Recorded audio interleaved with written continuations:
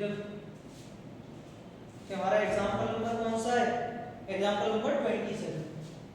आपसे बोला हुआ है देयर आर 200 इंडिविजुअल्स, 200 बंदे हैं, 200 individuals with a skin disorder, जिनको कोई एक स्किन डिसऑर्डर है। 120 had been exposed to the chemical C1, 120 ऐसे बंदे थे जिन पे C1 केमिकल गिर गया। 50 टू केमिकल C2, 50 बंदे ऐसे थे जिन पर केमिकल C2 गिर गया, और 30 ऐसे थे जिन पर दोनों केमिकल एक्सपोज हो गए, C1 और C2। तो find the number of individuals exposed to, तो बताइए ऐसे कितने बंदे हैं जिन पर केमिकल C1 तो गिरा लेकिन केमिकल C2 नहीं गिरा। अब इसमें आप एक चीज सोच रहे होंगे सर क्या क्वेश्चन पूछा है, ये तो ऊपर ही दे रखा है कि 120 had been exposed to chemical C1, दिया तो आंसर कि 120 लोगों पे केमिकल C1 गिरा, लेकिन उसमें एक ट्रिक है समझो, वो आपसे ये बोल रहा है कि 120 बंदों पे केमिकल C1 गिरा, एक्सपोज हुआ, लेकिन वो ये भी तो नहीं बोल रहा कि इसमें C2 गिरा या नहीं गिरा। तो तुमको क्या मालूम कि उसमें C2 भी गिरा है या C2 नहीं गिरा है, सिर्फ वो तो केमिकल C1 के बारे में बोल रहा है ना। जैसे मान लीजिए मैं बोलूं कि पवन क्रिकेट खेलता है, तो मैंने यही तो बताया कि पवन क्रिकेट खेलता है, मैंने ये तो नहीं बोला कि ये बास्केटबॉल नहीं खेलता, हो सकता है कि बास्केटबॉल भी खेलता हो। तो बेटा 120 बंदे ऐसे हैं जिन पे C1 तो गिरा ही गिरा है, C2 के बारे में कुछ पता नहीं है।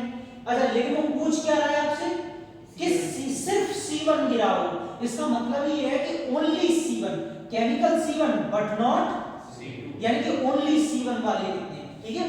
अब मैं आपको वेन डायग्राम से बना के दिखाता हूं, आपको ज्यादा अच्छे समझ में आएगा।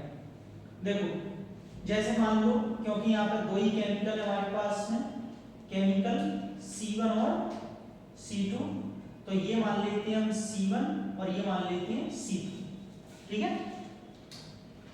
अच्छा ये बताओ ये 200 क्या दिया है, यूनियन दिया है, नहीं 200 यूनियन दिया है या फिर आपका यूनिवर्सल दिया है, बताओ।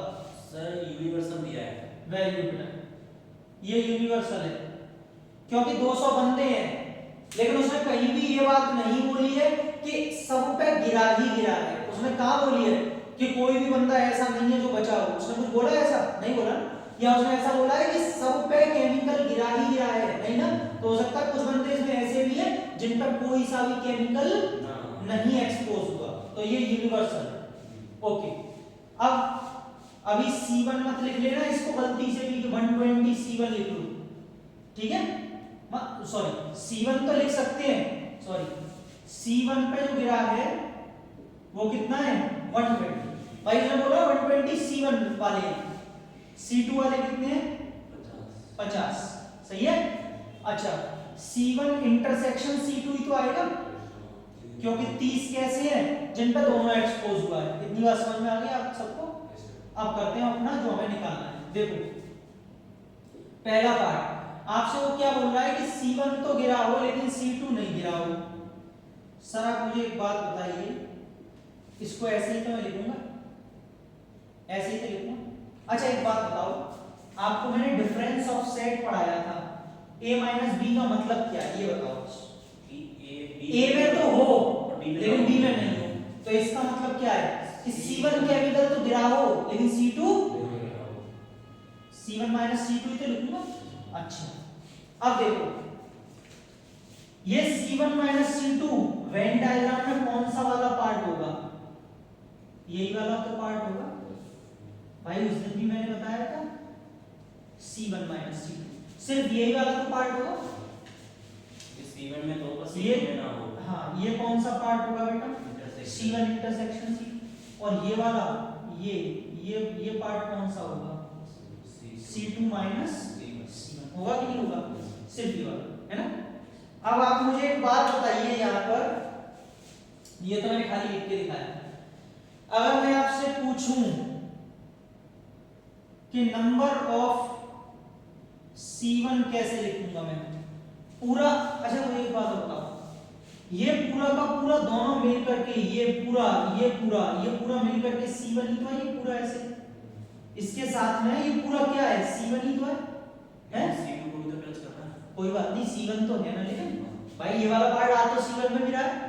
आप एक बात बताइए, मैं C1 को क्या लिख सकता हूं, ध्यान से देखना, NC1 माइनस C2 और plus NC1 intersection C2।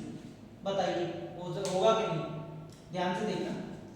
C1 ये पूरा है, इसमें क्या क्या आ रहा है, एक तो ये पार्ट आ रहा है C1 माइनस C2, और इसमें एक ये वाला पार्ट आ रहा है, ये क्या है C1 इंटरसेक्शन। दोनों को जोड़ करके दोनों का यूनियन जो है वही तो पूरा C1 बना रहा है। गलत तो नहीं है, दोबारा बताना है पक्का। बेटा NC1 कितना दे रखा है आपको, 120। NC1 माइनस C2 आपको निकालना है कि केमिकल C1 तो गिरा हो, C2 नहीं गिरा हो। C1 इंटरसेक्शन C2 कितना है, ये 30 गिरा के कितना बचा, बस खत्म। यानी कि 90 बंदे ऐसे हैं जिन पर केमिकल C1 तो एक्सपोज हुआ है लेकिन C2 नहीं हुआ। पक्का ये चीज समझ में आई कि नहीं आई?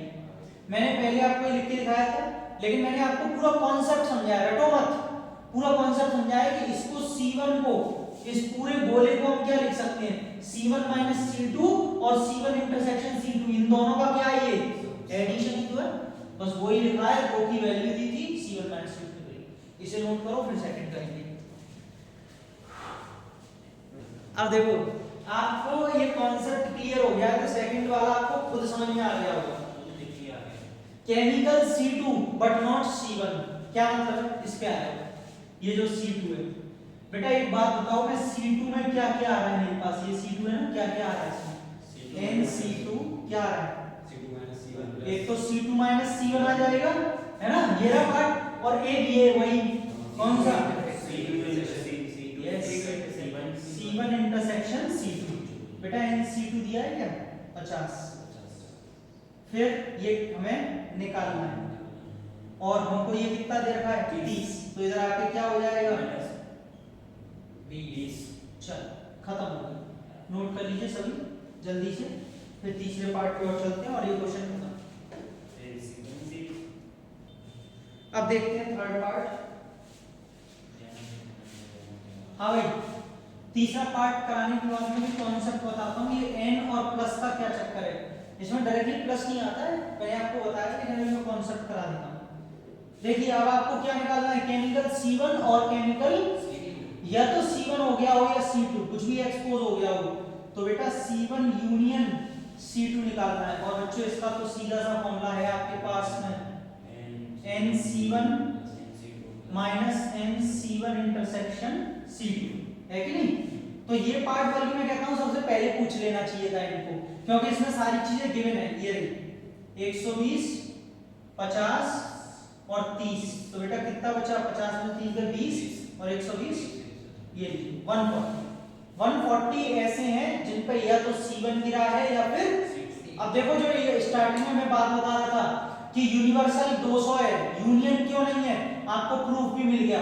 अगर बताओ तो अपने 140 ऐसे हैं जिन पर या तो C1 गिरा है या C2, तो ऐसे कितने हैं जिन पर कुछ भी नहीं गिरा, सर यूनियन होगा 60, बस सब ऐसे 60 बंदे ऐसे हैं जिन पर कुछ भी नहीं गिरा, तो हम कैसे इसको यूनियन मान लेते, ये यूनिवर्सल।